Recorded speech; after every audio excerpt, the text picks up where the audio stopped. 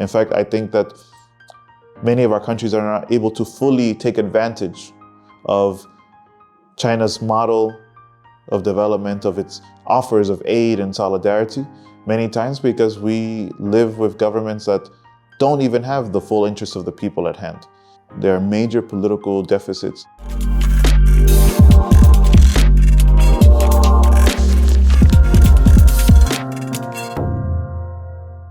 China, in many ways, is the ultimate success story of what the dreams and aspirations of all the global South are.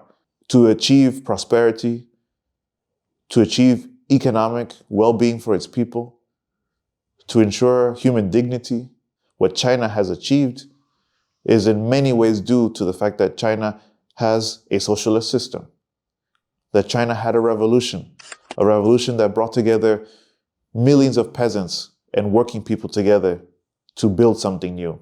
That would not have been possible any other way.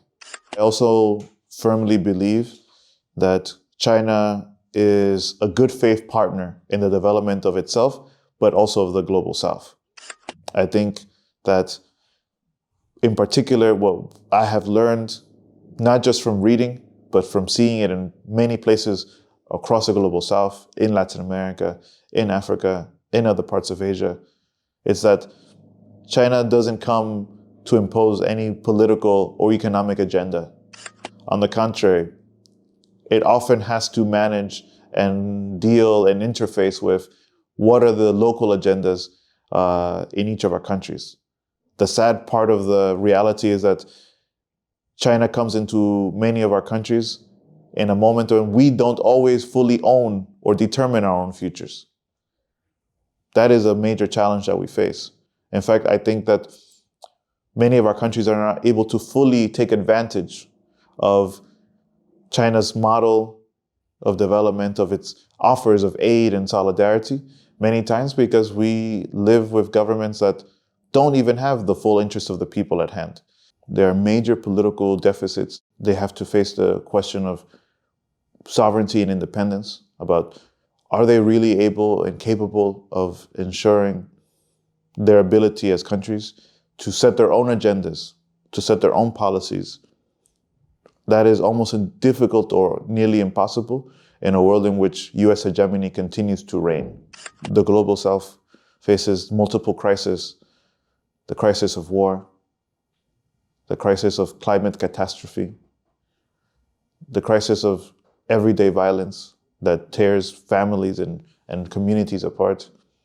The US often says that socialism is a failure, and they want to point out at examples and say Cuba is a failure, or Vietnam is a failure, or China is a failure. Where do we see the triumph of capitalism?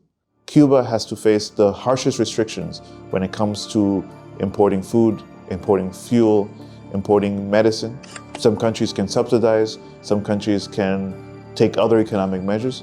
But what happens when a government, an island of 11 million people, is prevented from taking even the most basic measures because it has probably the most comprehensive set of unilateral coercive measures, what we call sanctions, on top of them? So it's almost a cruel joke to say, you know, the Cubans, they can't seem to sustain themselves. They can't seem to be able to organize themselves. They can't seem to be able to live well, but yet the West and the US government in particular do everything possible to prevent the Cuban people from doing that for themselves. I would say exactly 200 years ago, the US, its government, its leaders, its political class has always believed that Cuba, and this is a statement that goes back 200 years by John Quincy Adams, that Cuba was a ripe fruit that would fall into the hands of the US eventually. They always understood that it was under its sphere of influence and that it had to be dominated and under the control of the US.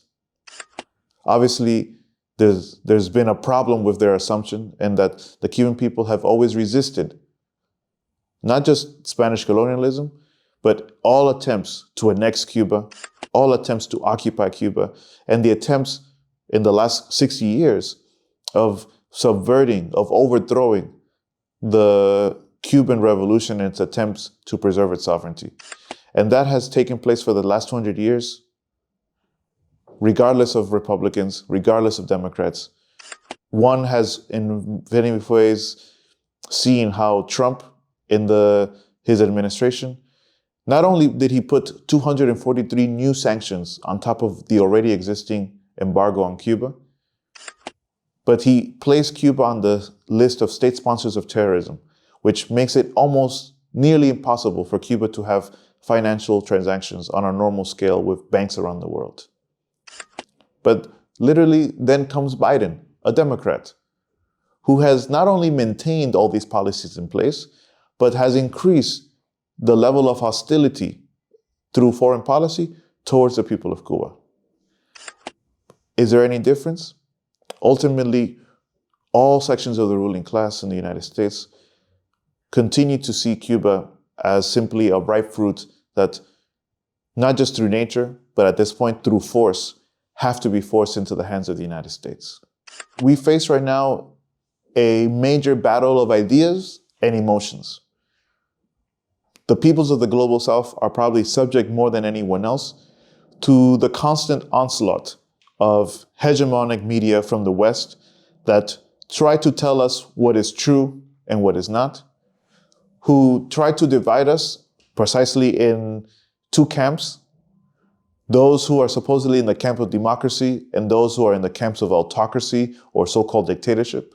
And I think all media that doesn't conform to hegemonic truths, according to the West, gets banned and gets shadowed and in many ways gets censored in the forms of the West. And I think censorship today takes a new form, which is not simply to not allow you to publish, but it's to guarantee that your message doesn't get to a larger audience. I think this is a reality that we all have to face, particularly those of us in the global south who live in the West, cannot escape the reality of having to exist and operate and essentially wage out our battle for the truth on the instruments of social media created by the West. I think that we have to operate out of the principle that we have to wage our battles for the truth on their terrain as well. We cannot give them any space, any vacuums, leave any space untouched in our battle.